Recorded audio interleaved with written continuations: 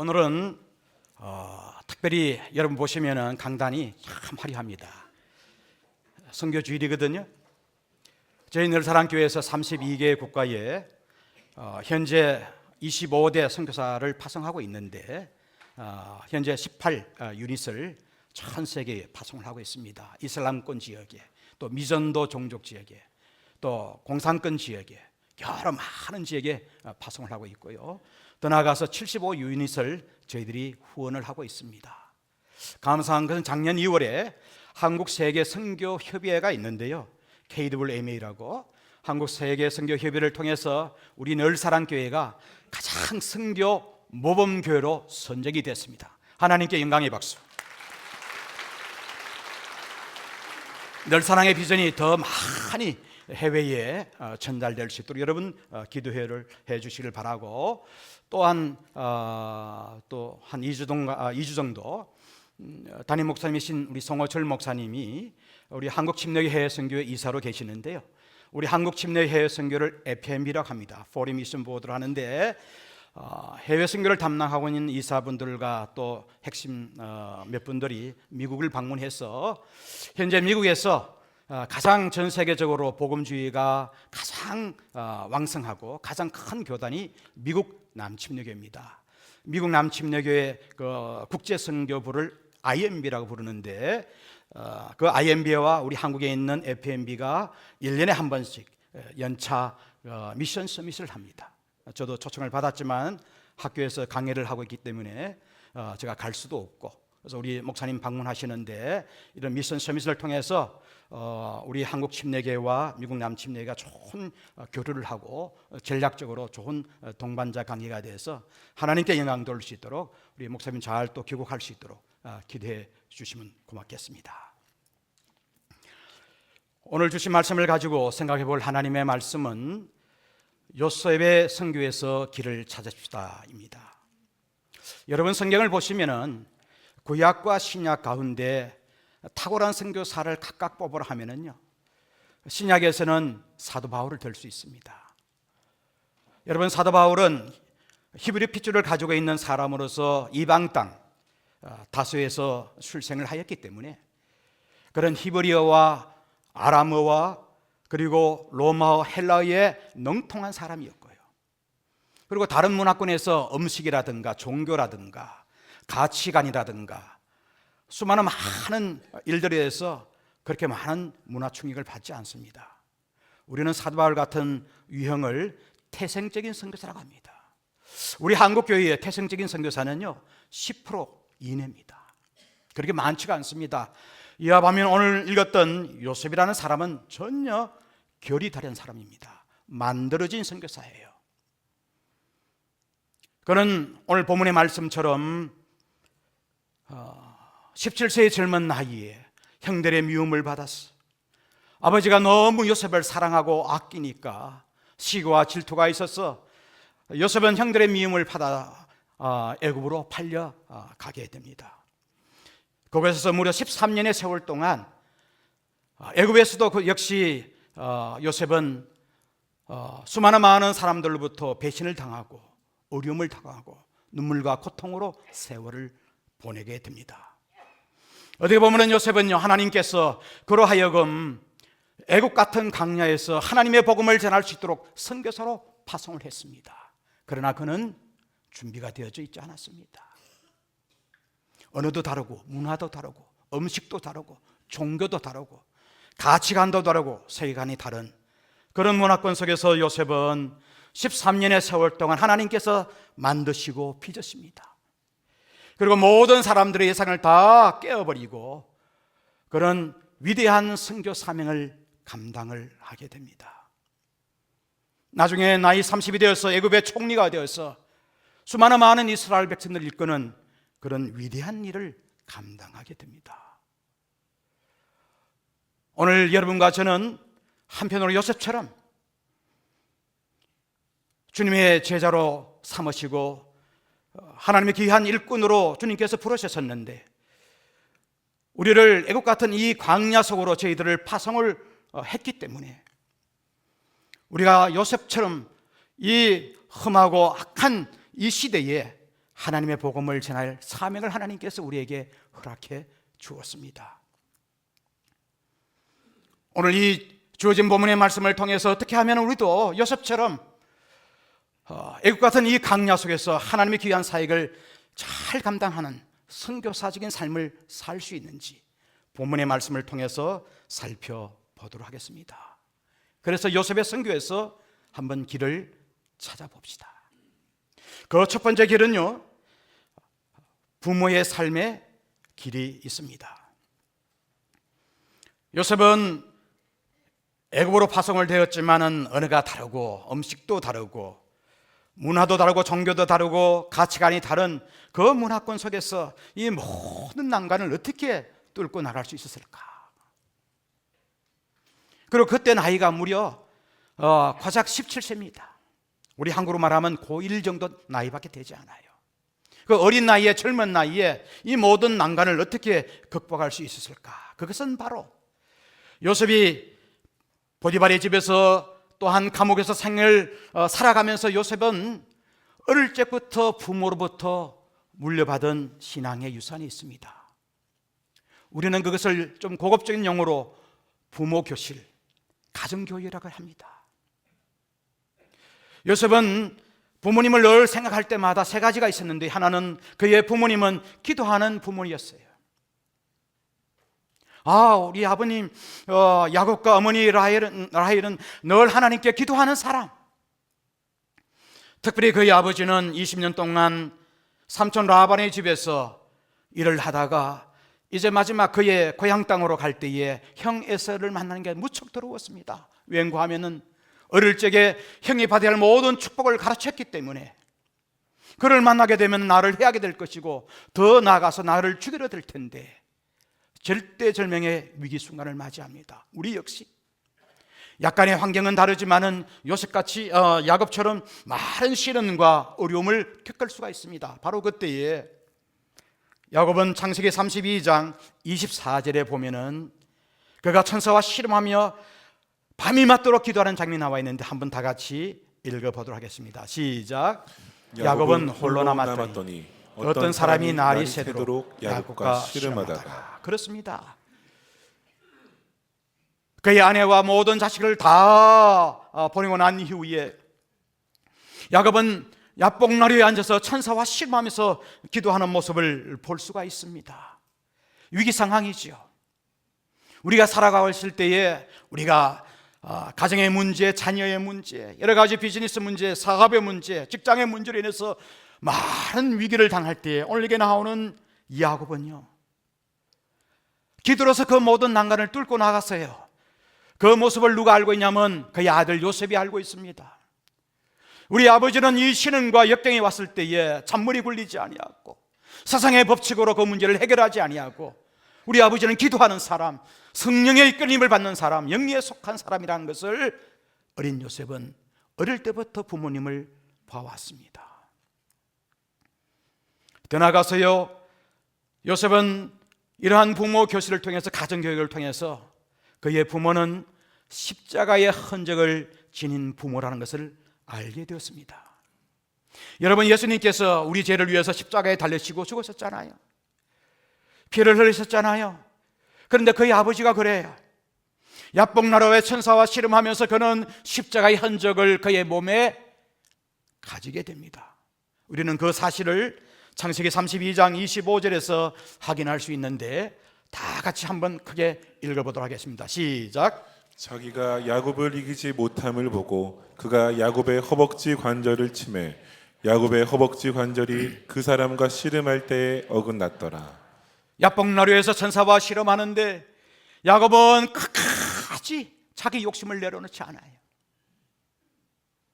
야곱이 열심히 일을 해서 그 뜻을 쟁취한 것이 아니라 천사가 봤을 때, 주님이 봤을 때에 야곱은요, 정말 오늘날 관점에서 보면은 욕심쟁이에요. 목표지향적이에요.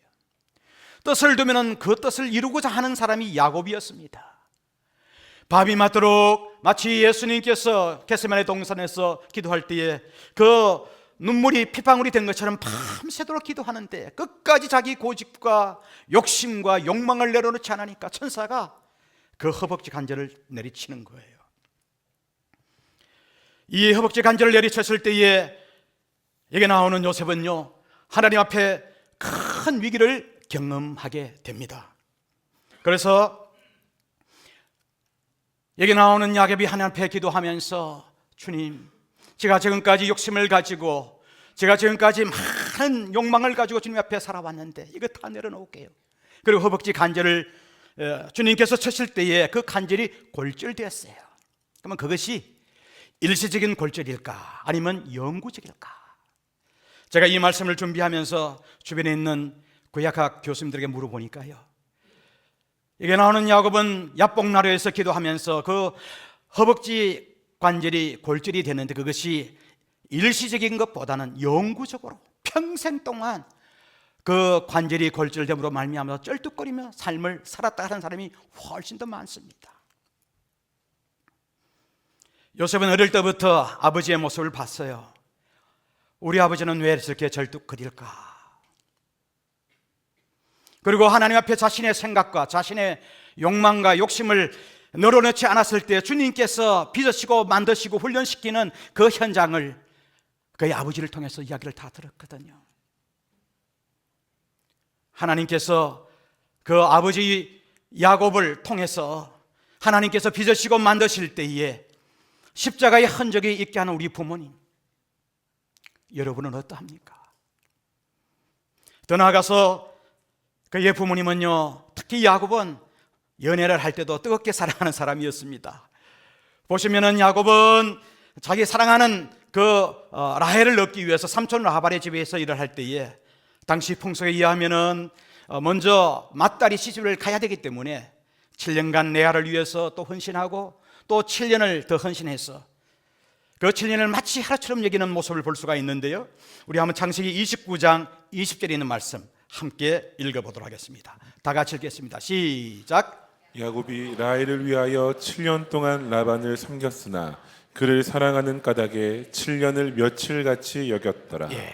여기 보시면은 그의 아버지는 한때 뜨겁게 사랑하면서요 화목한 가정이었어요. 다시 말하면 요셉은 지금 현재 애굽에서 그의 삶이 참 비참하고 어려운 가운데 아버지를 생각하고 어머니를 생각할 때마다 그의 부모님은 기도하는 부모였고요, 그리고 주님처럼 십자가의 흔적을 가지고 있는 사람이면서 자신의 욕심과 자신의 꿈과 자신의 모든 판단을 주님 앞에 완전히 내려놓는 그런 부모님의 모습을 보고요, 우리가 살면서 부부와 또 부부싸움도 할 수가 있지만은 늘 애틋하고 사랑이 넘치는 그런 어머니 아버지의 모습이었습니다.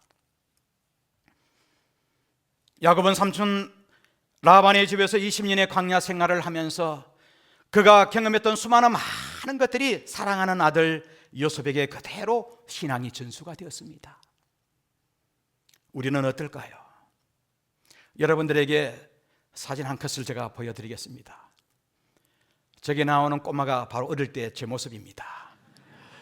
저거 사진 찾느라고 무척 구석에 있는 걸 양 찾아서 했는데요, 저게 바로 울릉도입니다. 제가 학교에서요 울릉도 춘실은 묻지도 따지지 않고 A뿔입니다. 보시면 앞에 앉아있는 그 동그랗게 표시된 부분이 제 어머니고요, 뒤에 아주 그냥 호리호리하지요, 바짝 말라가지고 있는 분이 제 아버지입니다. 울릉도에서 목회하셨거든요. 그래서 저는 울릉도에서 태어났어요. 저희 아버님이 영양불인신데 지금 현재 영양과 안동 지역에 지금 현재 화재로 인해서 많은 어려움이 있잖아요. 말콤 페닉 선교사님의 영향을 받아서 오지 선교, 농촌 선교, 어촌 선교하기 위해서 울릉도로 들어가서 저희 어머니 만나서 저를 낳았어요. 저희 아버님은 이 손재주가 좋아서 날 집에서 교회에서요 꽃을 가꾸고 나무를 가꾸고 그리고 교회 건축을 하는데 울릉도에 그 중령침례교회가 있어요. 아직도 있습니다. 아버님이 건축하셨거든요. 그 건축하실 때의 중령침례교회는요, 우리 한국은 여러분 내륙 지방에는 모래가 많잖아요. 그럼 모래가 없기 때문에 그 바닷가에서 지게를 지고 그 지게에 모래를 실어요. 그리고 교회는 다 울릉도는 화산지대이기 때문에 그 지게에 모래를 쥐고 올라가면요 반은 다 없어져 버려요. 제가 그걸 어릴 때부터 봤습니다. 그렇게 세운 교회가 중령침례교회였어요. 그리고 저희 어머니는 이 손맛이 좋아가지고 음식을 참 잘하세요. 지금은 여러분 음식 주문하려면 다 TV를 틀면은 돈만 있으면 됩니다. 그냥 누리기만 하면은 책가다 그냥 하루 이틀 만에 택배로 전달이 되는데요. 늘 겨울에 보시면은 어머니가 목회할 때에 김장을 한 200포기 교회에서 합니다. 손이 부러뜨더라고요. 참 그것 때문에 참 많이 짜증이 났어요. 거친 손으로 김장을 해야 또 교인들이 먹을 수 있으니까요. 그리고 겨울에는 특히 여러분 동치미국 잘 하시죠? 동치미를 끝내주게 잘합니다. 백종원 씨보다 훨씬 더 잘해요. 그래서 교인들이 우리 사모님이 동치미는 짱이야 하면은 또 거기에 기분이 좋아가지고 200포기도 담그고 동치미도 담그고 손은 부를트려 다 부를트는 거예요. 어릴 때부터 제가 그것을 보고 자랐어요. 아직 두 분이 생존해 계시는데 금년에 결혼하신 지 63년이 됐었어요. 이제 좀 놀라시네. 그래서 야곱의 가정을 제가 생각해 보면서 요셉은 그의 아버지 야곱과 어머니 라헬을 통해서 이런 좋은 신앙의 삶을 부모로부터 전수를 받았는데 제가 늘 하나님 앞에 감사합니다. 여러분 잠언 22장 6절에 있는 말씀을 함께 다 같이 읽어보실래요? 시작. 마땅히 행할 길을 아이에게 가르치라. 그리하면 늙어도 그것을 떠나지 아니하리라. 여기에 보시면은 마땅히 가르치를 아이에게 가르치면요 늙어서도 떠나지 않는데요. 요셉이 그랬습니다. 우리 한번 더 나아가서 디모데후서 1장 5절에 있는 말씀 함께 읽어보도록 하겠습니다. 시작. 이는 내 속에 거짓이 없는 믿음이 있음을 생각합니다. 이 믿음은 먼저 내 외조모 로이스와 내 어머니 유니게 속에 있더니 내 속에 있는 줄을 확신하노라. 사도 바울이 좀 디모데에게 편지를 쓰는데 네가 가지고 있는 그 믿음은 내 외조모 로이스와 어머니 유니게의 믿음이 내게 있다는 것이에요. 이러한 모습을 오늘 요셉의 썰을 통해서 볼 수 있습니다. 요즘 우리가 자식을 키우기가 참 힘들어요. 눈물 날 일들이 참 많습니다. 제가 이 말씀을 생각해 보면서 참 어머니 아버지께 제가 감사했어요. 비록 가난한 목사들로 태어났지만은 늘 교회를 생각하고 주님의 몸된 교회를 생각할 때에 그 신앙의 좋은 것들을 흘러보내 주시니 얼마나 감사한지 모릅니다. 요셉이 젊은 나이에 그 비바람치고 배신과 그리고 사람을 죽이는 수많은 많은 그 위협 속에서 이길 수 있었던 첫 번째 길은 부모가 어릴 때부터 보여줬던 신앙의 삶이었습니다. 이런 부모의 신앙의 삶, 부모의 어떤 가정교육, 이런 부모의 그런 신앙교육으로 말미암아 여기 나오는 요셉은요 젊은 나이에 애굽으로 그가 팔려가서 비참한 삶을 살아갈 수 있었지만은 선교사의 삶을 사는데 성공적으로 일을 감당해 나가는데 사랑하는 우리 늘 사랑하는 모든 식구들이 이 부모님의 그 삶을 우리 자녀들에게 좋은 유산으로 물려줄 수 있는 축복된 은혜가 우리 모두에게 있기를 주의 이름으로 축복합니다. 두 번째 길은요 일터의 고난의 길이 있습니다. 요셉의 일터는 상당히 제한적이었어요. 그런 보디바의 집에서 한 10년 이내에 그가 머물게 되었는데 그런 늘 보디발과 보디발 아내와의 그런 만남이 거의 10년 동안 있어 왔지요. 그리고 더 나아가서 그는 최소한 2년 동안 감옥에서 생활을 했습니다. 요즘 말하면 깜빵 생활을 한 거예요. 그 누추한 곳에서 2년을 생활해 나갈 때에 간수장과 옥중에 있는 제수들과 그리고 술 맡은 관원장과 그리고 뜻없는 그런 관원장들과 함께 최소한 2년의 세월을 보냈습니다. 여러분 보세요. 아버지랑 있을 때는 천국의 삶이었습니다. 그러나 그의 일터의 삶은 지옥의 삶이었어요.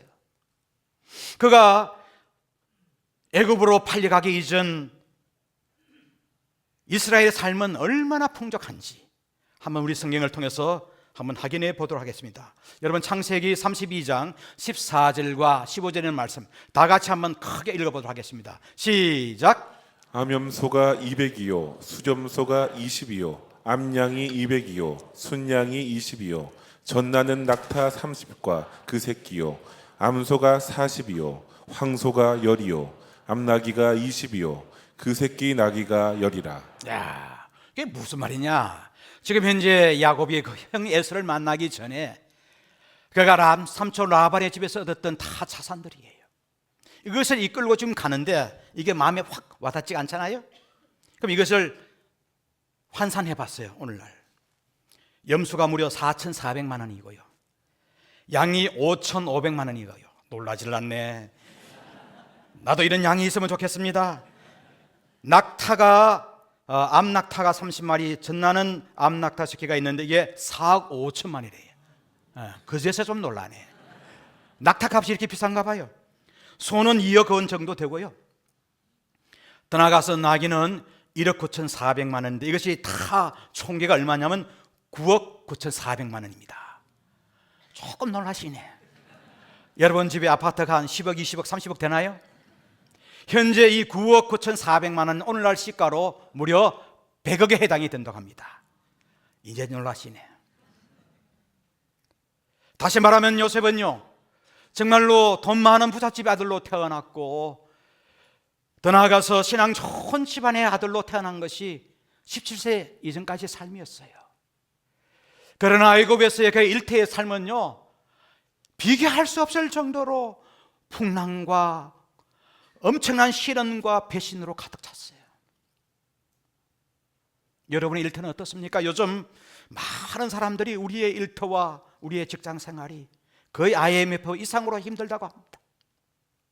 저도 한번 그래서 내가 지금까지 무슨 일을 했지 한번 생각해 봤어요.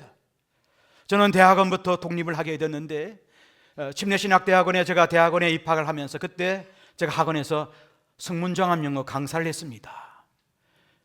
그래서 지금 목사 타이틀을 하면은 성문종합영어요 제 1장 동사부터 20장까지 눈 감고도 할 수 있고요. 그래서 그래서 학원 강사하면서 제가 학비도 내고 생활도 했습니다. 그리고 유학을 떠나서 달라스에 있는 사소웨스턴에 공부를 하면서 제일 먼저 한 게 화장실 청소예요. 무려 3년간 그 지하에 있는 화장실 청소를 했는데 제가 화장실의 달인입니다. 제가 결혼해서 지금까지 한 34년간 결혼 생활을 하는데요 15년 동안 제 아내가 화장실 청소를 하지 않더라고요. 내가 너무 잘하니까 16년째 화장실 청소하더라고요. 지금은 저희 아내가 화장실 청소를 잘해요. 그리고 제가 유학 생활을 하면서 뷰티 스프라이라고요, 학인들은 여러분 보시면은 참 머리가 참 여러분 이 헤어스타일이 한국은 복중의 복이에요. 그들은 이 헤어가 안쪽으로 파고들기 때문에요. 이걸 다 밀어버리고 가발을 쓰거나 브레이딩 헤어라 해가지고 새끼 꼽듯이 이렇게 하는데요. 그곳에서 제가 한 7년간 또 교회 봉사하면서 알바를 하게 됐는데, 거기서 제가 하는 게서 이 가발을 7년 동안 팔았어요. 그래서 나는 항상 보면 두상부터 봅니다. 우리 장로님의 두상은 어떠냐? 저거는 보통 보면은 50불에서 500불이거든요. 500불이 제일 비싸요. 저분은 300불짜리 두상. 야, 이 사람은 50불짜리 두상. 왜? 제가 파는 게도 엄청나기 때문에. 그리고 제가 이 귀도 잘 뚫습니다. 이어표시. 여러분 예배 마치고 저한테 오면은 목양실 오세요. 공짜로 아프지 않게 탁 뚫어 드릴 테니까. 왜? 제가 500번 이상 귀를 뚫어 봤거든요. 그래서 공부를 했습니다. 그래서 미국에서 있으면서 부목사도 하고 담임 목사도 하고, 지금은 한국에 와서 지금 현재 22년 동안 신학교에서 성경을 가르치는 교수가 활동하는데요. 중요한 것은 제가 이게 나오는 요셉과 비교해 보면요, 제가 겪는 어려움과 고통은요 요셉에 비교하면은 택도 안 돼요. 세 발의 피해예요. 제가 더 이상 덜 그랬어요. 아버지가 목회할 때 이야기면 서울 가서 목회하듯이 왜 울릉도 가서 목회하시냐고. 제가 많이 아버지를 좀 깠거든요. 안 하기로 했어요. 요셉은 어린 나이에 애굽으로 팔려가서 참 비바람치며 고통을 많이 당했습니다. 그가 이러한 고통을 당는 그의 참 지옥의 삶 같은 그의 모습을 보면은요, 크게 세 가지가 있는데요. 그 첫 번째가 심리적인 스트레스, 고통이었습니다. 그의 형들이 가만히 보니까 요셉이 너무 사랑을 받고 아버지의 사랑을 독차지하니까 시기와 질투로 인해서 그 동생을 팔아버리는 거예요. 요즘 말하면은 형들의 인신매매로 인해서 팔아버리는데요. 그 장면이 창세기 37장 여러분 보시면 28절에 있습니다. 다 같이 한번 읽어보도록 하겠습니다. 시작. 그때 미디안 사람 상인들이 지나가고 있는지라 형들이 요셉을 구덩이에서 끌어올리고 은 20에 그를 이스마엘 사람들에게 팔매 그 상인들이 요셉을 데리고 애굽으로 갔더라. 여기에 보시면 은 20에 팔았는데요, 은 20은 요즘 시가로 환산하면은 미화 220달러예요. 고작 30만 원이에요. 여러분, 요셉은 보세요. 그의 아버지는 자산 100억을 갖고 있는 당시 이스라엘 지역에서 0.1% 해당되는 부자 중에 부자였어요. 요즘으로 몸값으로 치면은요, 최소한 수천만에서 수억 원 돼야 될 거예요. 근데 고작 형들이 30만 원에 팔아버렸어요. 요즘 말하면 똥값이죠. 헐값으로 팔아버렸어요. 요셉은 알 거예요. 요셉은 젊은 나이에 형들이 나를 시기하고 질투해서 그냥 헐값으로 똥값으로 미디안 상인에게 팔아버렸. 얼마나 그 마음에 분노함이 있겠어요. 심리적으로 정신적으로 엄청난 스트레스와 충격을 받았을 것이고, 더 나아가서 육신적으로도 엄청난 충격을 받게 됩니다. 보디발의 집에서 가정총무로 일하는데 보디발의 아내의 성희롱, 성추행, 요즘 말하면 강제추행으로 인해서 엄청난 스트레스를 받는데요, 우리는 그 사실을 창세기 39장 20절에 있는 말씀 함께 읽어보도록 하겠습니다. 시작. 이에 요셉의 주인이 그를 잡아 옥에 가두니 그 옥은 왕의 죄수를 가두는 곳이었더라. 요셉이 옥에 갇혔으나. 자, 여러분 보시면은 지금 요셉이 그냥 보디발 아내의 허위사실로 인해서 지금 이제 감옥에 있는데, 그 2년 동안 차디찬 그 감옥에서 냉기가 가득한 그곳에서 2년의 세월을 보냅니다. 아버지랑 함께 있으면은 참 유복하고 편안하고 아무런 문제가 없을 텐데 하나님께서 이 요셉을 궁지로 몰아넣는 거예요. 요즘 말하면요, 보디발의 아내는 무고죄에 해당이 됩니다. 허위 사실을 유포해서 타인으로 하여금 처벌을 받게 하는 행위였기 때문에 무고죄에 해당이 되지만은 소송하지 않았어요.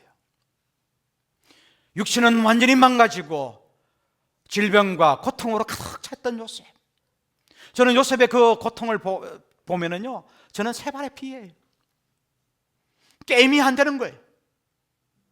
마지막으로는요, 관계적인 그런 충격이 있는데, 그의 아버지 야곱은 4명의 아내가 있는데 그의 어머니였던 라헬은요, 2 아들이 있었습니다. 그게 바로 요셉과 베냐민이었어요.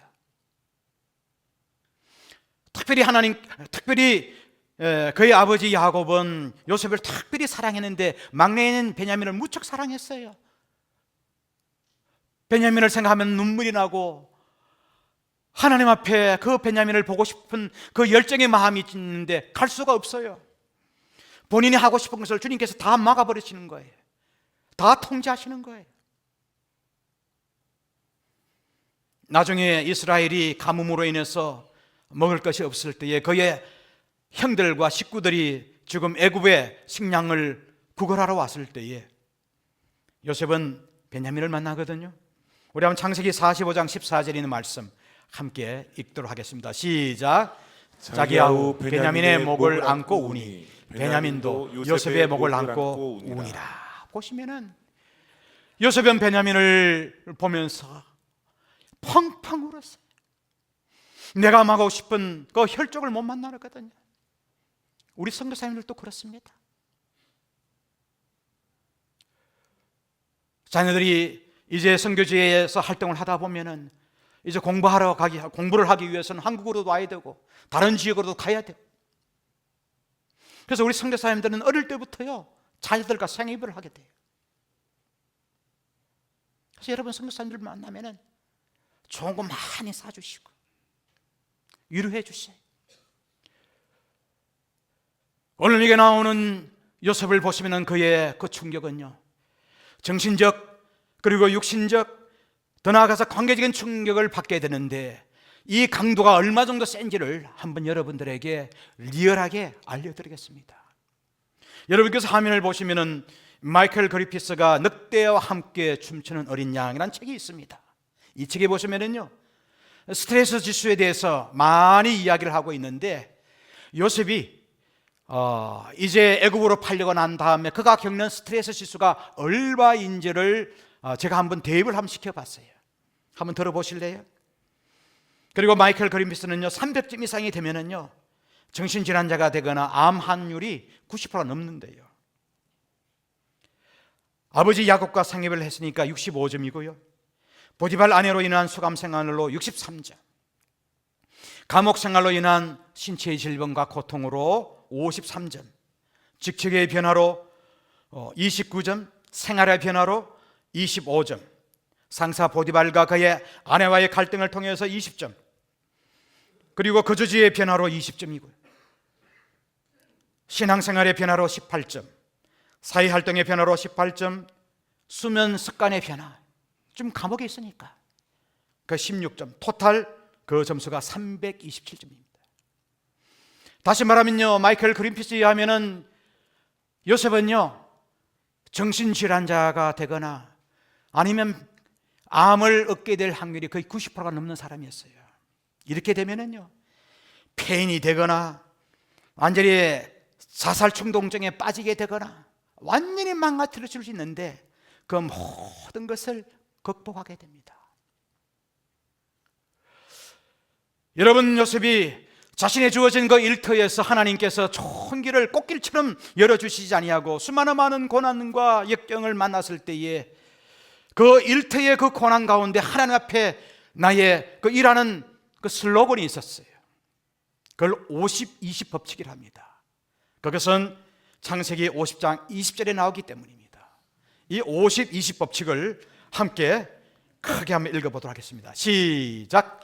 당신들은 나를 헤아려 하였으나 하나님은 그것을 선으로 바꾸사 오늘같이 많은 백성의 생명을 구원하게 하시려 하셨나니. 여러분, 세상의 법칙은요 이런 배신과 억울함이 있을 때 분노가 나고 복수하는 것이 세상의 원칙이지만은 요셉은 그렇지 않았어요. 그가 정신적으로 육신적으로 관계적으로 엄청난 스트레스를 받아서 자초지경에 있었지만은 자신의 일터에서 당하는 수많은 많은 고난과 역경을 환경의 탓으로 돌리지 않고 남의 탓으로 돌리지 아니하고 이것을 선으로 바꾸시는 하나님의 깊은 섭리와 그 뜻을 발견하고 순종함으로 말미암았어 하나님의 위대한 선교사적인 삶을 애굽에서 살게 됩니다. 오늘날 여러분들 많이 힘드시잖아요. 어렵잖아요. 여러분 직장에서 겪는 수많은 위기와 고난과 역경이 우리에게 찾아왔을 때에 그걸 다 환경으로 탓하지 말고 이 고난 가운데 하나님께서 나를 빚으시고 다듬으시는 하나님의 깊은 섭리와 그 진리를 발견했어. 그 말씀 가운데 순장하는 21세기 요셉 같은 하나님 귀한 성도들이 되기를 주의 이름으로 축복합니다. 마지막 세 번째의 길은 신한 방향의 길이 있습니다. 요셉은 어느 곳에 있든지 하나님과 동행하는 사람이었어요. 그는 보디발의 집에 있든지 옥중에 있든지 늘 하나님과 동행하며 기도하면서 말씀을 묵상하면서 그리고 찬양하면서 때로는 금식하며 하나님과 동행하는 모습을 확인할 수 있는데요. 창세기 39장 23절 다 같이 함께 읽도록 하겠습니다. 시작. 간수장은 그의 손에 맡긴 것은 무엇이든지 살펴보지 아니하였으니 이는 여호와께서 요셉과 함께 하심이라. 여호와께서 그를 범사에 형통하게 하셨더라. 여기 보시면은 요셉은요 그가 감옥에 있든지 보디발의 집에 있든지 늘 하나님과 동행하는 사람이었어요. 여러분, 신앙의 출발은 영성에 있거든요. 그것을 부모님으로부터 신앙의 유산으로 전수받았어요. 세상의 가장 밑바닥에 있을 때에도 늘 하나님과 동행하는 그 요셉은 그의 신앙의 방향이었습니다. 더 나아가서 요셉은 자신의 감정을 잘 컨트롤, 잘 관리할 수 있는 사람인데요, 아마 요셉이 그 스트레스 지수가 327점이면요 아마 폭발했을 거예요. 미쳐버렸을 거예요. 참 제가 여기서 존경을 합니다. 창세기 39장 19절에 있는 말씀 다 같이 한번 읽어보도록 하겠습니다. 시작. 그의 주인이 자기 아내가 자기에게 이르기를 당신의 종이 내게 이같이 행하였다 하는 말을 듣고 심히 노한지라. 보디발은요 그의 아내로부터만 이야기를 듣고 화가 나서 요셉이 그랬냐고 막 화를 내면서 그를 감옥에 집어쳐 넣어버렸어요. 상대방에게는 전혀 이야기를 듣지 않았어요. 저는 이 요셉을 보면서 참 온유한 사람이고 절제하는 사람이고 성령에 충만한 사람이었습니다. 저는 요셉과 비교하면 10분의 1, 100분의 1, 1000분의 1도 안 되는 거예요. 우리 인간은 나약한 사람이고 죄성이 있는 사람이라. 여러분, 신앙의 꽃은 인격입니다. 신앙의 출발은 영성으로 하지만은 신앙의 꽃은 인격이에요. 그래서 제가 선교사들을 훈련할 때 이렇게 이야기합니다. 다 같이 한번 따라해 보실래요? 선교사는 영성으로 시작해서 인격으로 마쳐라. 내가 말씀을 보고 새벽 예배를 하고 금요 철야를 하고 찬양을 하고 금식을 하는 모든 그 영성의 터전 위에 사랑과 희락과 화평과 자비와 양성과 충성과 온유와 절제의 그런 신앙의 인격들이 잘 맺혀 있으면요 꽃이 피거든요. 우리는 그 샘플을 요셉에서 우리는 확인할 수가 있습니다. 더 나아가서 요셉은요 그의 신앙의 방향이 자신의 축복의 통로가 되어서 주변에 있는 사람들과 인간관계의 폭을 확산시켜 나갔습니다. 제가 앞서 말씀을 드린 것처럼 요셉은 인간관계는 상당히 제한적이에요. 보디발의 집에서 보디발과 그의 아내가 있고, 그리고 감옥에서는 간수장과 술 맡은 간원장, 떡부던 간원장, 옥중의 죄수들이 다 그의 인간관계였어요. 그런데 한 번은 바로왕이 이제 꿈을 꾸었는데 그 꿈을 해석하는 사람이 없었어요. 바로왕이 나일강을 거니고 있는 데에 아주 토실토실하고 아주 살찐 암소 7마리가 있었고요, 먼저. 그리고 그 다음에는 아주 빼빼 마른 아주 나약한 암소 7마리가 또 등장을 해요. 그런데 바로왕의 꿈에는 빼빼 마르고 마른 그런 암소 7마리가 아주 토실토실한 암소 7마리를 잡아먹는 거예요. 누구도 그걸 해석하지 못합니다. 바로 그때에 술 맡은 간원장이 2년 전에 자기가 그런 감옥 생활을 할 때에 젊은 청년 요셉이라는 사람이 꿈 해석의 전문가여서 이 사람을 추천을 했어요. 그때 요셉은 바로왕을 대면하면서, 여러분 보세요, 당대 최고의 통치권자였던 이제 바로를 대면하면서 자신이 가장 잘하는 것은 꿈 해석이거든요. 자신을 자랑질하지 아니하고 자신을 과대 포장하지 아니하고, 그가 사람들 관계 속에서 그가 간수장을 만나든지 옥중에 있는 죄수를 만나든지 왕을 만나든지 상관없이 그의 인간관계의 법칙을 볼 수가 있습니다. 우리 한번 창세기 41장 16절에 있는 말씀 다 같이 크게 읽어보도록 하겠습니다. 시작. 요셉이 바로에게 대답하여 이르되 내가 아니라 하나님께서 바로에게 편안한 대답을 하시리라. 그렇습니다.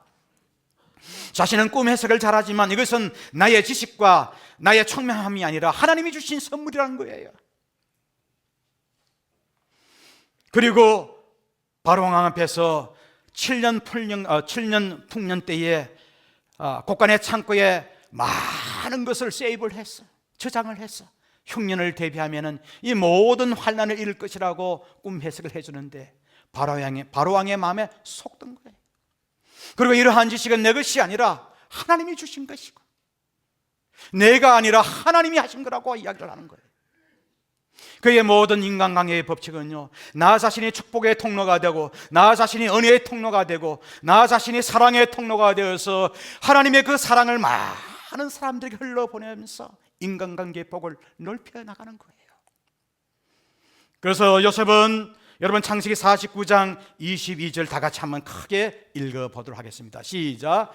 요셉은 무성한 가지고 샘 곁에 무성한 가지라. 그 가지가 담을 넘었도다.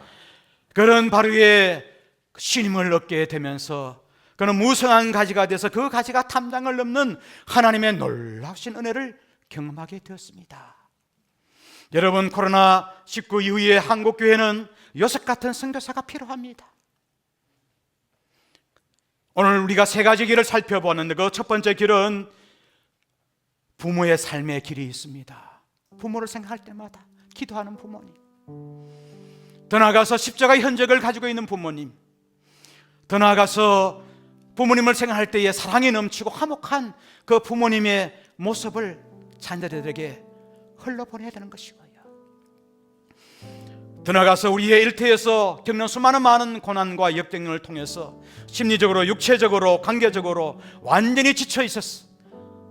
스트레스가 높았을 때에 하나님께서 나를 왜 이런 애국 같은 강야 속으로 나를 보내시는지 하나님의 깊은 뜻을 발견하고 그 뜻에 순종해 나가는 요셉의 모습이 우리에게 필요하고요.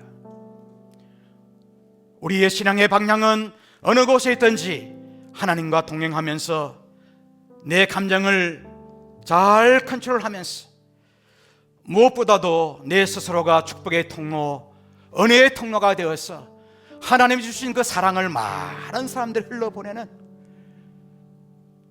그런 하나님의 놀라우신 은혜를 경험하며 됨으로 말미암아 요셉은 무성한 가지가 되어서 그 가지가 담장을 넘는 하나님의 놀라우신 은혜가 있었는데 우리 늘사랑의 모든 식구들이 이런 하늘의 복이 요셉 같은 선교사로서 하나님께 영광 돌리는 여러분 되시기를 주의 이름으로 축복드립니다.